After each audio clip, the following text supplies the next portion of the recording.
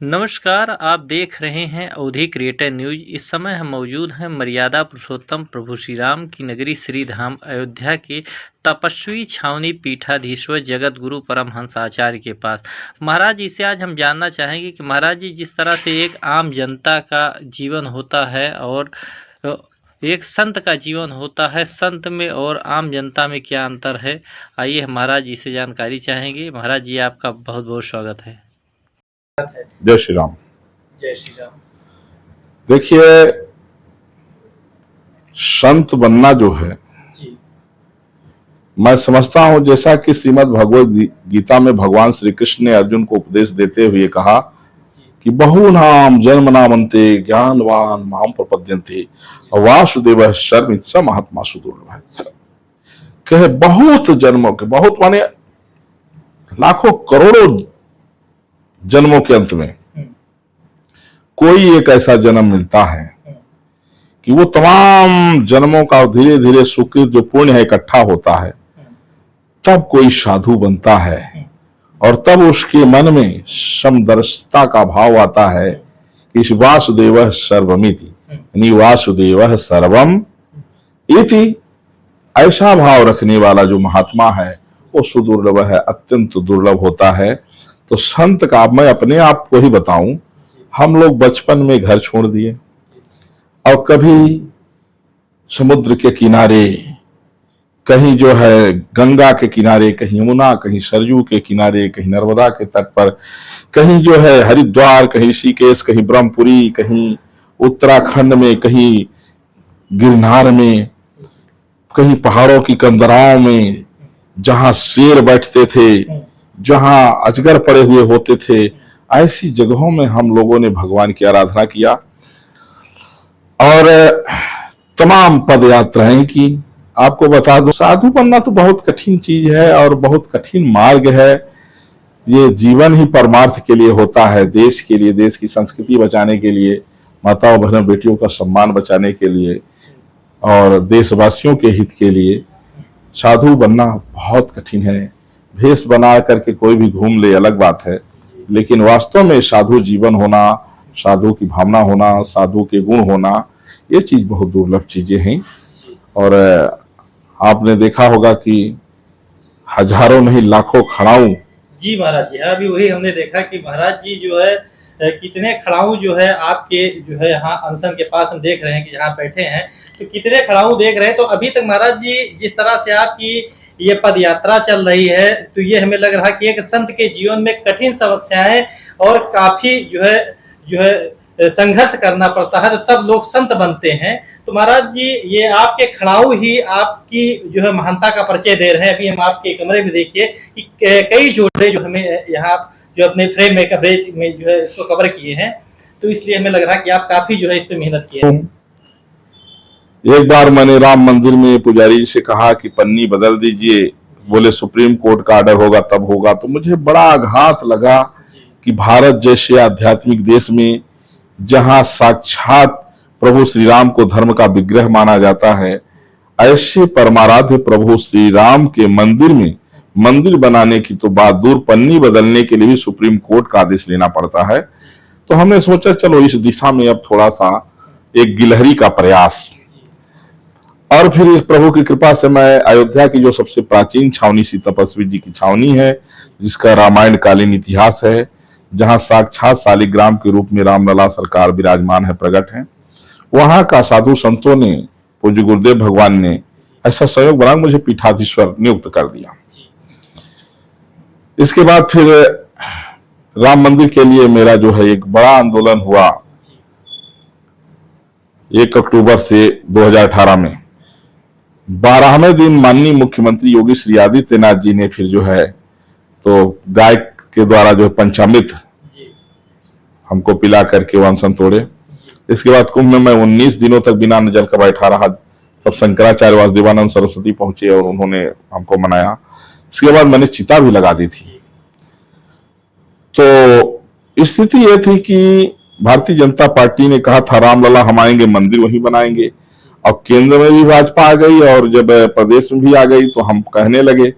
अब भाजपा का ये प्रयास था कि अगर लीगल ढंग से होगा तो ज्यादा अच्छा रहेगा, नहीं तो आने वाले समय में विरोधी लोग आवाज उठाएंगे। अच्छा, लीगल प्रोसेस अब पता नहीं कितना दिन चलेगा। 500 वर्ष तो ऐसे बीत चुके थे, कई पीढ़ियां बीत चुकी थी। संघ भी बजरंग दल से हमने चर्चा की, भाई आप लोग आंदोलन तेज करिए, तो बोले अब सरकार अपनी है, किसके खिलाफ करें। तो हमने फिर जो है सरकार के बड़े लोगों से, नेतृत्व से बात किया कि आप अपने वचन को याद करिए।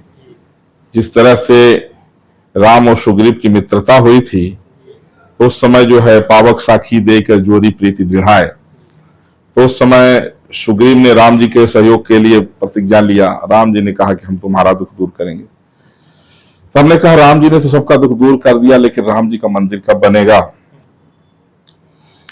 इसको लेकर के जब मेरा प्रोटेस्ट हुआ तो उसका बड़ा असर रहा। और चूंकि योगी और मोदी का नेतृत्व तो देश में प्रधानमंत्री नरेंद्र मोदी और प्रदेश में यशस्वी मुख्यमंत्री योगी श्री आदित्यनाथ जी, इनका बहुत प्रयास रहा और जनता का जो है साथ रहा, साधु संतों का जो है प्रयास रहा, तो रामलला का दिव्य भव्य राम मंदिर बनकर तैयार हो गया। लेकिन उसके पहले सुप्रीम कोर्ट ने कहा कि अगर आपसी सहमति हो तो अच्छा रहेगा, जिसको लेकर के बाबा रामदेव से श्री रविशंकर से लेके तमाम बड़े बड़े महारथियों ने तमाम तरह के बहुत प्रयास किए, लेकिन मुस्लिम समाज में एकता नहीं बनी। उन लोगों ने कहा सुप्रीम कोर्ट के आदेश को हम लोग मानेंगे। सुप्रीम कोर्ट का जजमेंट जब राम मंदिर के पक्ष में आ गया, तो वहीं फिर तमाम ओवैसी जैसे लोग जहर बोलने लगे। वो कहे कि यह पक्षपात हुआ है, फैसला ठीक नहीं हुआ। तो गत्वा लोग प्रयास तो किए थे उपद्रव करने का, लेकिन चूंकि ऊपर बाबा बैठे थे और योगी जी बैठे हैं, तो कानून की व्यवस्था को जो भी बिगाड़ेगा वो कानून के शिकंजे में आएगा। तो जब लोगों ने देखा कि गड़बड़ है, बाबा जी के रहते कोई जो है तो गुंडागर्दी और कानून के विरोध में नहीं जा सकता है, तो लोग थोड़ा दबे। फिर तमाम मुसलमानों ने कहा कि अयोध्या हमने तो छोड़ दिया है, लेकिन काशी मथुरा नहीं छोड़ेंगे। तो हमने कहा भैया अयोध्या छोड़े का है तो सुप्रीम कोर्ट का ऑर्डर आया है, और अगर बात काशी मथुरा की अगर आप बात कर रहे हो, तो हमने कहा है तुम्हारा क्या। मैं चला गया आगरा, तेज पहुंचा वहां तेजो महालय। तो लोगों ने पूछा कि ताजमहल आए, हम कहने ताजमहल नहीं, तेजो महालय आया हूँ। ये भगवान शिव का मंदिर तेजो महालय है, यहाँ दर्शन करने के लिए मैं आया हूँ। तो बोले कि ये हम लोग तो ताजमहल जानते हैं। हमने कहा आप लोगों ने सही इतिहास नहीं पढ़ा होगा। हम कहे शाहजहां अपने सगी बेटी के साथ जो है तो जो विवाह कर लिया था, उसका नाम लेना जो है भारतीय संस्कृति में कलंक की तरह है। तो उसको जो है तो प्रेम की निशानी को उसके लिए कहना गलत है। भगवान शिव पार्वती अर्धनारीश्वर भगवान का मंदिर था वो, और भगवान शिव पार्वती ही जो है ये प्रेम की निशानी है। इसके बाद वहां फिर लोग बहुत तमाम लोगों को जब हमने तर्क दिया, तो मीडिया के माध्यम से लोगों को समझ में आया, और लोगों ने उसके इतिहास को जब हमारे मुख से सुना, तो उस पर जो है तो याचिका डाल दिए। और आज वो चल रहा है। आने वाले समय में ये बात भी साबित हो जाएगी कि वो ताजमहल नहीं तेजो महालय है। इसके बाद फिर हमने मुसलमानों को देखा कि चारों तरफ से धमकी दे रहे हैं कि हम ये कर देंगे वो कर देंगे। तब हमने हिंदू राष्ट्र के लिए जो है अनशन किया। हमने महामहिम राष्ट्रपति को, prime minister, home minister, chief minister सबको पत्र लिख करके कहा कि भारत को संवैधानिक रूप से हिंदू राष्ट्र बनाया जाए, और यहाँ भारत में रह रहे ईसाई मुसलमानों का संवैधानिक अधिकार यानी वोट का राइट खत्म कराया जाए। उसको लेकर के फिर मैंने 26 दिनों तक बिना अन्न जल का मैंने आमरण अनशन किया। फिर इसके बाद हमसे समय मांगा गया, तो हमने थोड़ा समय दिया। हमने जल समाधि की घोषणा किया। आज पूरे देश में जल समाधि की अगर बात करें तो लोग हमको जानेंगे कि हाँ वही गुरु जी हैं जल समाधि वाले। जल समाधि की घोषणा किए। इसके बाद फिर जो है लोगों में बड़ी जागरूकता गई, और फिर शंकराचार्य स्वामी निश्चलानंद सरस्वती ने फिर हमारे बाद में उन्होंने हिंदू राष्ट्र पर चर्चा शुरू किया। फिर इसको लेकर के ठाकुर देवकीनंदन से भी हमने कहा, तो वो फिर सनातन बोर्ड की चर्चा शुरू की। वो भी हिंदू राष्ट्र का ही एक पार्ट है। बाबा बागेश्वर के पास हम गए, उनको भी समझाए। हमने कहा पर्ची निकालने से नहीं, देश हित में काम करना होगा, उसके लिए लोगों को जागरूक करिए। उनको जब मैंने समझाया तो हमारे बात का उन्होंने पालन किया, और वो हिंदू राष्ट्र की चर्चा शुरू किया। आज पूरे देश में हिंदू राष्ट्र की चर्चा हो रही है, और भगवान चाहेंगे तो वह दिन भी आ जाएगा कि भारत संवैधानिक रूप से हिंदू राष्ट्र घोषित हो जाएगा। भारत में रह रहे ईसाई मुसलमानों का संवैधानिक अधिकार, वोट का राइट खत्म होगा। क्योंकि अगर मुल्लों का वोट का राइट खत्म नहीं हुआ तो फिर भारत में हिंदू जिंदा नहीं बचेगा, और जिंदा न बचना तो है ही है, हिंदू बहन बेटियों के साथ में क्या बीतेगा इसकी कल्पना के परे की बात है। तो फिर जो है इसके लिए संघर्ष करते करते करते मैं देख रहा हूं कि पूरे देश में हिंदू राष्ट्र की ओर चर्चा एक अच्छी बन चुकी है।